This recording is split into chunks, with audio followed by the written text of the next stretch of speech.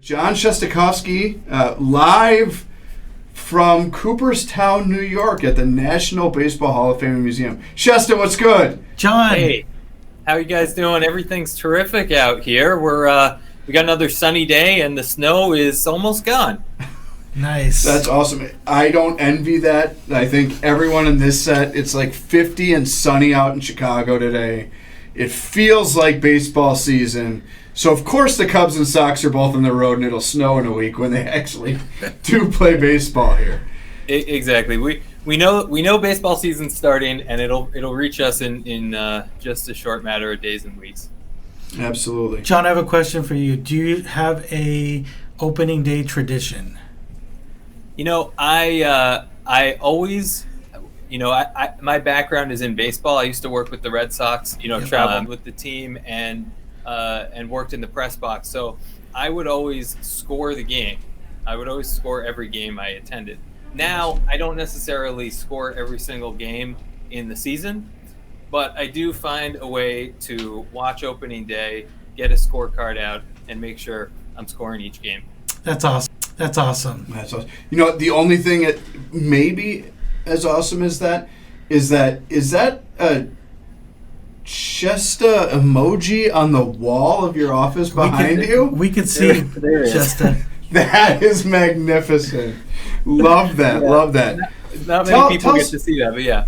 Tell us real quickly, I love that you scored every game. I'm trying to teach my two older sons to score games. But what's it like in Cooperstown, New York on the eve of opening day? I mean, is it like Christmas Eve in the North Pole? Well, we can't wait. Listen, I say this all the time.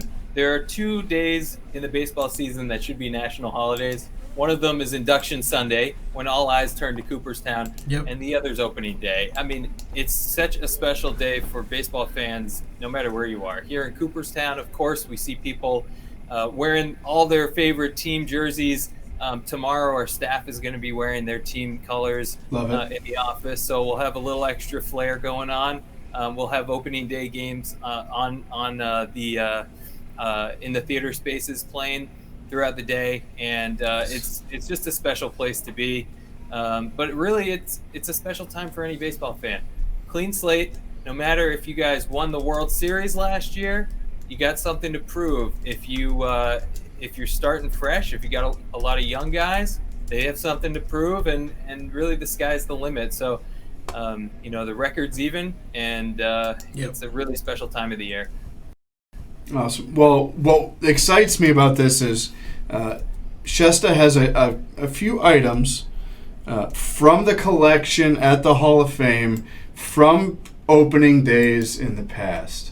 And I'd love to chat with you a little bit about 3 of these items, because the great thing about going to Cooperstown, we've been, and it gives me goosebumps going through every time, is the history and the stories behind the individual artifacts that you guys have.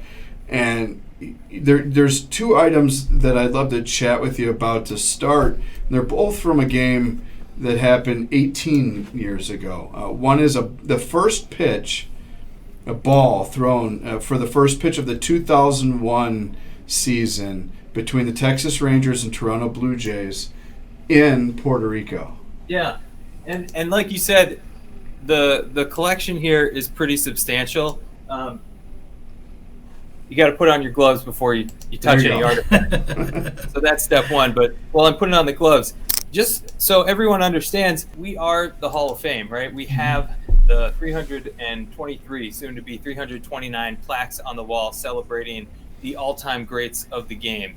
But we're also a museum. We're 3 floors of museum spaces, exhibits all about baseball and the cultural influences, and our museum collection of artifacts numbers over 40,000.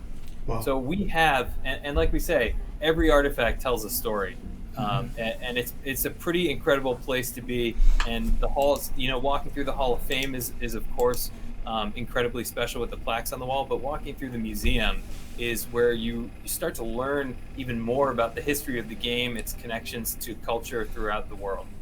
And with that, I'll start off with one of these two artifacts that you mentioned, Tab.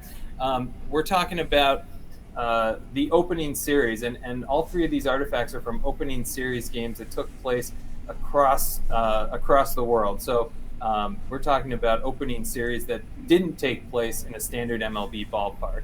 In 2001, the season opened in Puerto Rico. And like you mentioned, it was the Blue Jays and the Rangers coming together. It was the first game of the season. No other Major League games being played in early April. This ball that I'll show you right here, hopefully you can see some of the detail. Love it. That's the Major League trademark.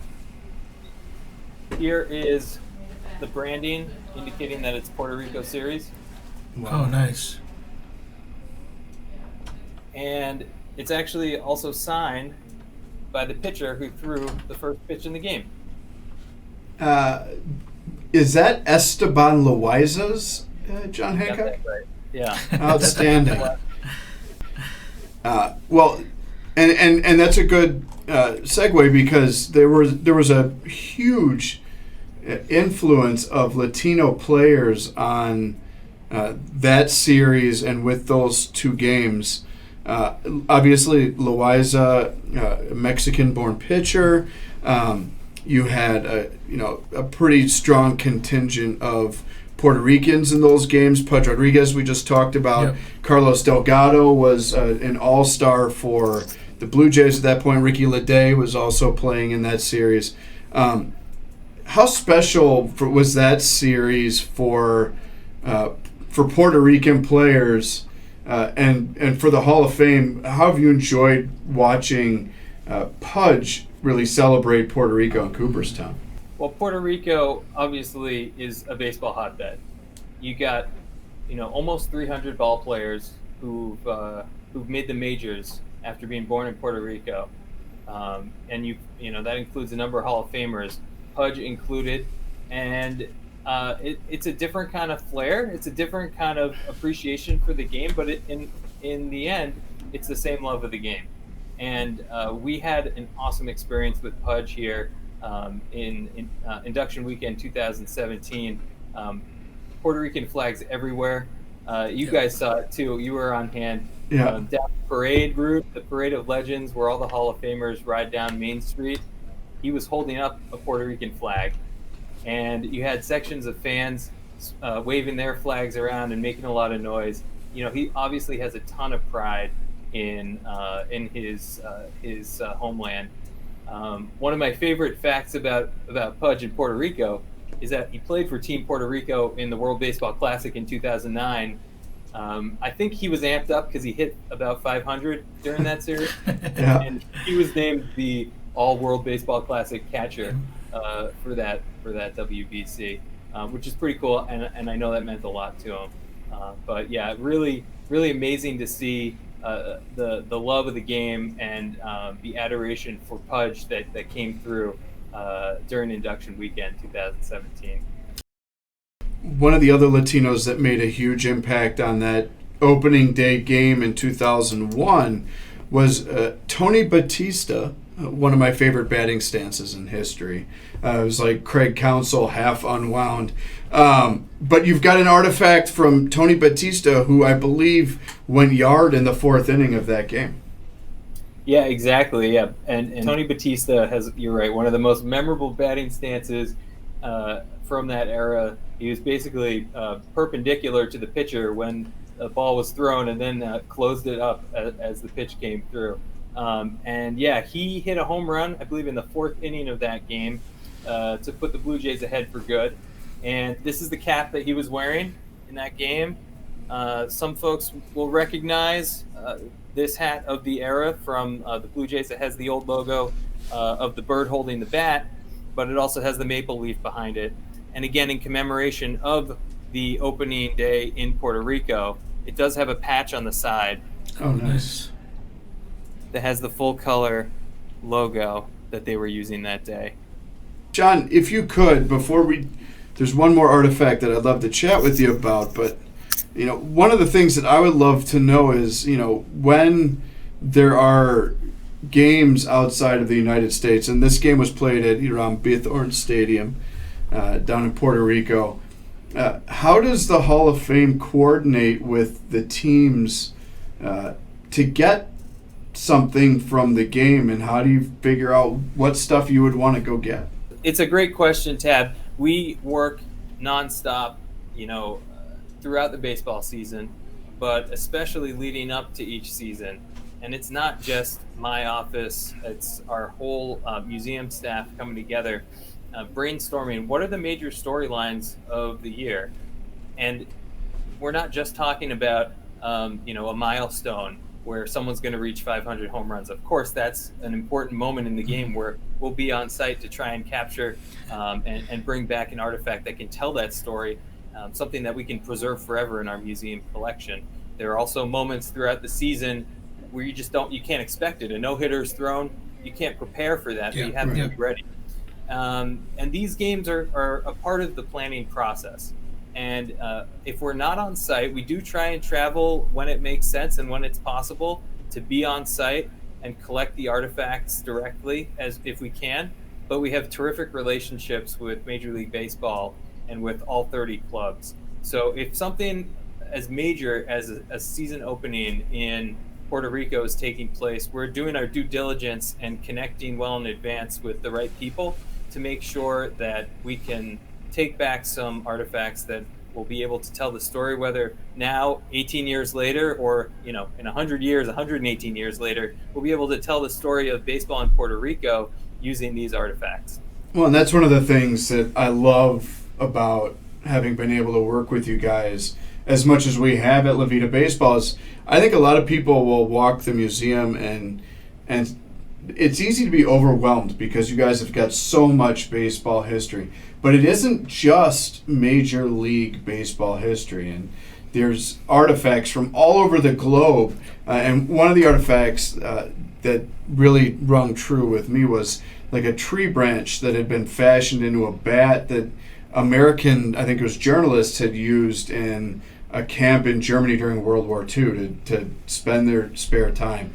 The stuff that you guys have that is baseball related from all over the globe is absolutely incredible. So go visit Cooperstown because it's amazing. There's one other artifact opening day related that you have that I want to chat with you about. It's not from somewhere as close as Puerto Rico. It's maybe away. 2 or 3 times the air flight. But this is from the 2014 opener? Yeah, exactly. So this is a jersey that was worn, bring it a little closer, it was worn during the 2014 opener, and that took place in Australia at the Sydney Cricket Grounds. Wow. And that in that game, the Dodgers took on the Diamondbacks. I believe they played 2 games, and this jersey was worn, I think you can tell, see if you can tell who wore it. The Devil wore Prada. There you go. So Martin Prado wore that in Australia. That's absolutely amazing. And that was the first game ever, a regular season game that mattered, ever played in Australia? Correct. And it's, part of the ongoing pursuit of MLB to continue to globalize the game, and obviously the games in Puerto Rico are an important part of that as well. Sharing what we kind of take for granted in the United States and in Canada on the mainland, and being able to share the experiences with baseball fans all throughout the world. And this jersey is great. It's another great example of items that are collected right off the field. I don't know how well you can tell, the dirt's still on there. Yeah. The game in 2014. Looks like you might have missed with the Gatorade a little bit there too. That's terrific. John, I love these artifacts. Their opening day history, brought to life. And these are artifacts from 18 years ago, from 5 years ago. You guys have got artifacts from 100 years ago. What is, outside of the artifacts, what is your maybe personal favorite memory from opening day? From opening day, well, this is me as a home opener. So I believe you gotta give me a little leeway here, but I think the Red Sox opened the season on the road, and my dad got us tickets to the home opener. I think it might have been 1998, but I know I'm going to get some people saying that you forgot which year. This isn't right. My best memory. This is me and my twin brother and my dad back in 1998, heading to Fenway Park, sitting in the bleachers, and it was a gigantic comeback for the Red Sox against the Mariners. I believe Randy Johnson started the game. I think Heathcliff Slocum came in to get the save, and ended up that the Red Sox walked off on a grand slam by Mo Vaughn in the ninth inning. Nice. That's a great baseball memory for me as growing awesome. up as a Red Sox fan. You got the bleachers at Fenway Park and family. It's really what baseball's all about. That sums up baseball perfectly. Yeah. And Henry shared earlier going to an opening day game with both of his grandfathers. I think that's what baseball is. It's remembering those individual instances of how you experienced baseball, and you don't you remember the walk-off home run because that was a huge event, but you probably remember sitting there and some of the conversation with your twin and your father just as much as you remember how much the seats cost or how many rows back you were. Yeah, exactly. We weren't just arguing about which snack to get next, the sports bar or the popcorn. That was always a big question. But no, always great to hear my dad's memories of growing up as a Brooklyn Dodgers fan and passing on his love of the game. You can bet that he was scoring the game, and we were kind of learning how to do that as the game wore on. And like every good Red Sox fan, when the Red Sox went down early, you probably wrote off the entire season to follow, only to crown them champions the second Mo Vaughn left the yard.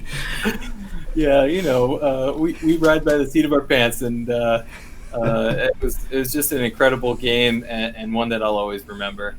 That's awesome. Nice. Well, John, I appreciate you taking a few minutes on, again, Christmas Eve in the North Pole, right. the day before opening day in Cooperstown, New York. Jon Shestakofsky from the National Baseball Hall of Fame Museum. Thank you for sharing some of that incredible opening day history with us. Absolutely love it. We'll look forward to touching base with you again during the season.